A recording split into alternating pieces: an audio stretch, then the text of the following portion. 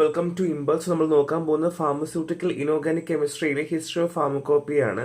So already എന്താണ് pharmacopoeia, ഏതൊക്കെ type pharmacopoeias ഉണ്ട്, അല്ലെങ്കിൽ ഇന്ത്യൻ ഫാർമക്കോപ്പി എന്താണ് എന്നുള്ള കാര്യങ്ങളൊക്കെ നമ്മൾ സ്യൂട്ടിക്സിൽ പഠിച്ചതാണ്.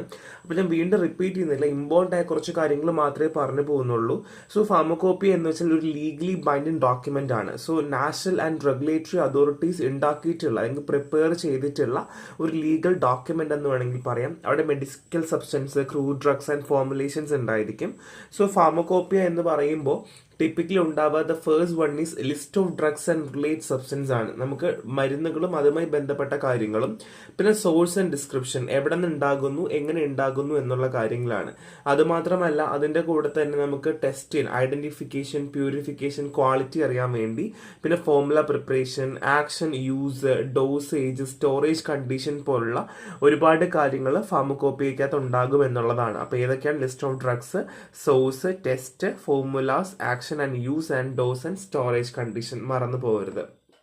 സോ ടൈപ്പ് ഓഫ് ഫാർമക്കോപ്പി നിങ്ങൾക്ക് അറിയാം, USP, IP, BP, GP, MP, FP and GP. So ഇതെല്ലാം നമ്മുടെ ഓരോ രാജ്യങ്ങൾ ബേസ് ചെയ്തിട്ടുള്ള ഫാർമക്കോപ്പിയസ് ആണ്. നമ്മൾ ഓൾറെഡി പഠിച്ച കാര്യമാണ്.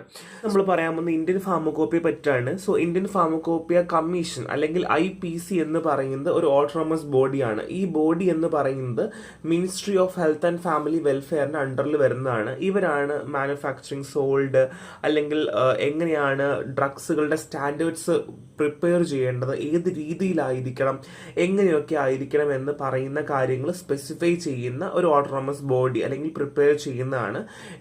ഇവർ ഓൾറെഡി നമുക്ക് എല്ലാവർക്കും അറിയാം, ഇന്ത്യൻ ഫാർമക്കോപ്പിയയുടെ സൃഷ്ടാവും അല്ലെങ്കിൽ അതുമായി ബന്ധപ്പെട്ട കാര്യങ്ങൾ ചെയ്യുന്നത് ഇവരാണെന്നുള്ളത് നമുക്കറിയാം. അല്ലെങ്കിൽ ഒരു പ്രൈവറ്റ് ബോഡിയൊന്നുമല്ല, ഒരു ഓട്ടോണമസ് ഗവൺമെന്റ് ബോഡിയാണ്.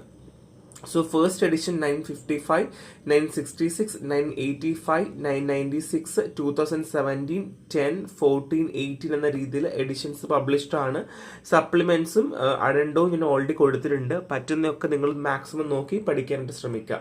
സോ ഓരോ എഡിഷൻസിന്റെയും സാലന്റ് ഫീച്ചേഴ്സും കാര്യങ്ങൾ ഞാൻ കൊടുത്തിട്ടുണ്ട്. ഇത് നമ്മൾ ഓൾറെഡി സ്യൂട്ടിക്സിൽ പഠിച്ചിട്ടുള്ളത് കൊണ്ട് ഞാനത് എക്സ്പ്ലെയിൻ ചെയ്യുന്നില്ല, നിങ്ങൾ വായിച്ചു മാത്രം പോയാൽ മതിയായിരിക്കും കേട്ടോ. എളുപ്പമാണ്, ഒന്നുമില്ല. സോ ബേസിക് ആയിട്ടുള്ള ഇൻഫർമേഷൻസ് മാത്രം നോക്കി പോയാൽ മതി. സോ നെക്സ്റ്റ് ക്ലാസ്സിൽ കാണാം. Thank you.